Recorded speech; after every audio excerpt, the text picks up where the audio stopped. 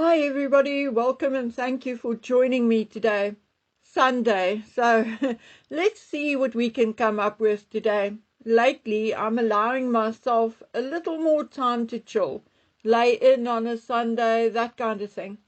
I've been stressed and stretched to the limit since the beginning of the year, and being in that state day in and day out did me no favors. So today's video will be about the royals, but instead of doing research and reading newspapers and email, I'm going to give you my opinion on a variety of things related to the royals. But before I do so, I would like to say thank you to Fiona of Avid Gardener for the lovely shout out. I discovered her rowing videos and I loved it. I lived in a place called Richards Bay on the KZN coast for about 10 years and used to love rowing. The kids and I used to go out on the bay with our paddle skis regularly. Anyway, for me, that is all in the past, but it is lovely to see someone like Fiona out in the sun, staying healthy. And then I do have respect for her opinion on the royals as well. Okay, so let's get into the royals. So I'm going to tick off some of the professional journalists once again. And this wannabe is going to tell you that this whole Sussex summit at Balmoral is, in my opinion, rubbish, nonsense and clickbait. The royals traditionally all go to Balmoral this time of year, and very much like or almost like normal people, they go on hikes, they fish, they have barbecues, they sleep, they read, and obviously they eat. As far as I know, Zara and Mike Tyndall and Peter Phillips and his new bride are also at Balmoral this year. So I would say it is pretty informal. We know Catherine and Zara get along well, and apparently the two of them get along very well with Peter's new wife Harriet. However, I do think that Charles and William have taken time to talk about Harry and Meghan's return. I mean, how could they not? I'm sure things were said, maybe in private, behind a closed study door. However, I would not be dramatic and call it a summit. Now note, this is my opinion based on prior knowledge of how things actually go down at Balmoral.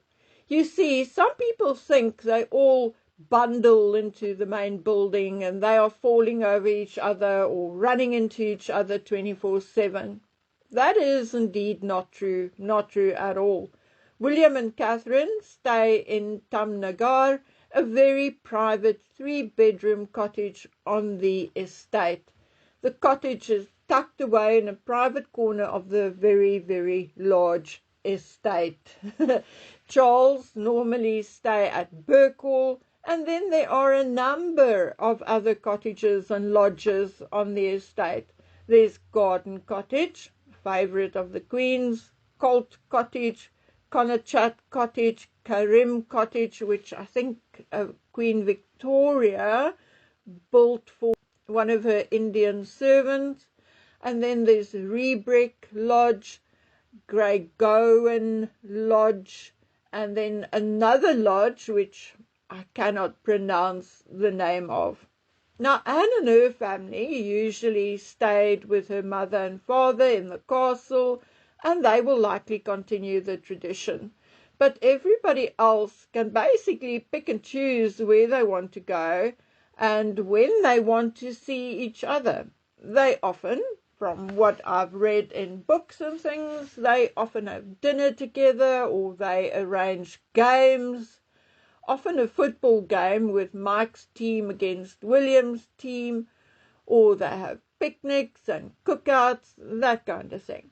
Balmoral is said to be the one place where they are really just themselves. At least that was the case in the Queen's time, where many a servant learned their lesson when rebuked by the Queen when they wanted to take over dishwashing duties at the garden cottage, or where they were appalled when they saw the Queen with a broom sweeping the porch. Now, Prince Philip was the barbecue king, and from what I heard or what I read, he taught Anne. So my opinion and conclusion is that likely Charles and William had a talk, likely privately, so as to not spoil the atmosphere for the others. At what I heard many people say is one of the most beautiful places on earth. Now, I've been to Scotland, and I do think it is beautiful. Obviously, I've not been to Balmoral, but from what I saw of the area, it is stunning.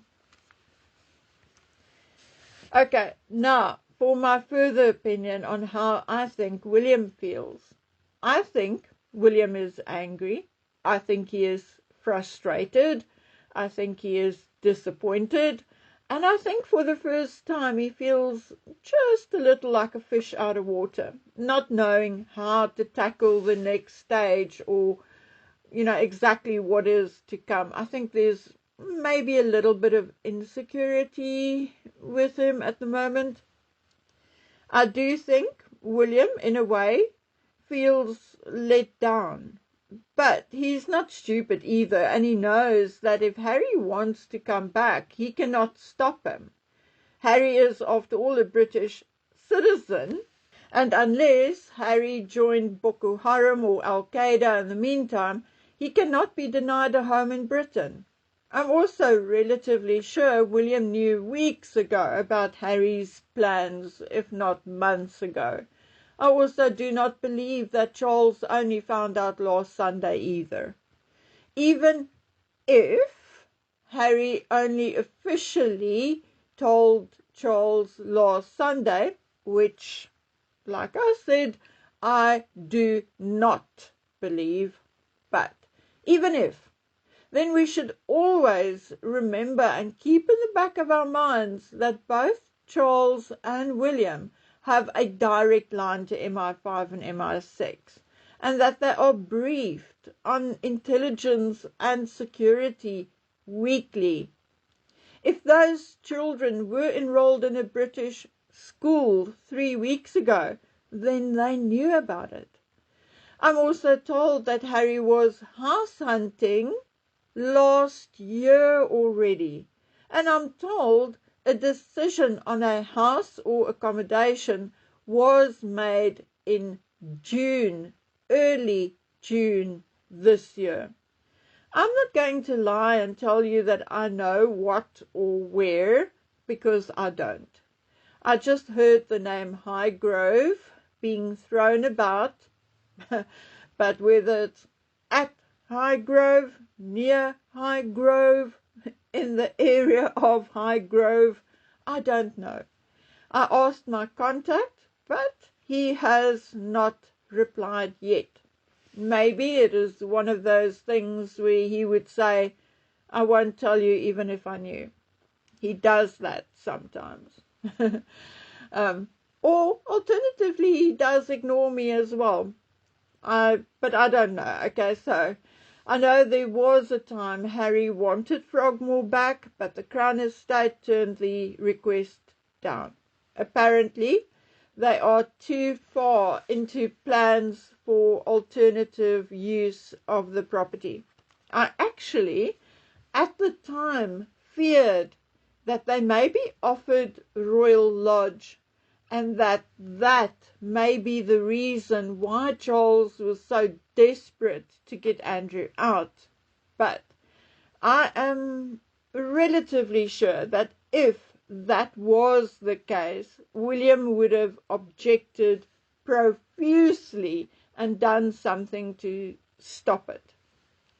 Then I heard that Charles bought them a property somewhere, okay?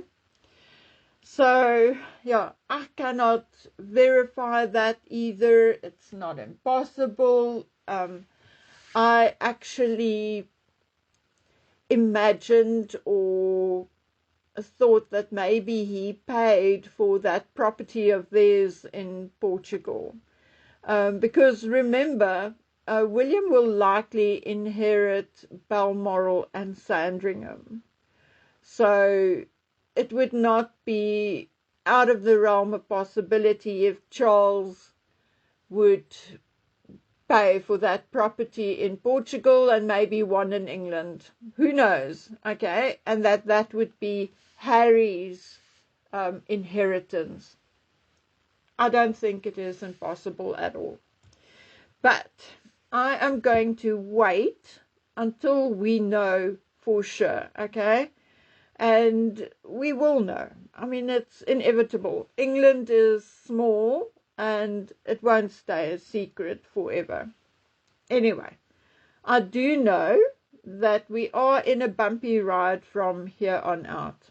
Already, their imminent arrival is overshadowing George's attendance at Eton and pretty much everything else going on in the royal family and politically in Britain. So it is again my opinion that we are going to see diary clashes, opposing appearances, obviously pap walks, and numerous clickbait articles.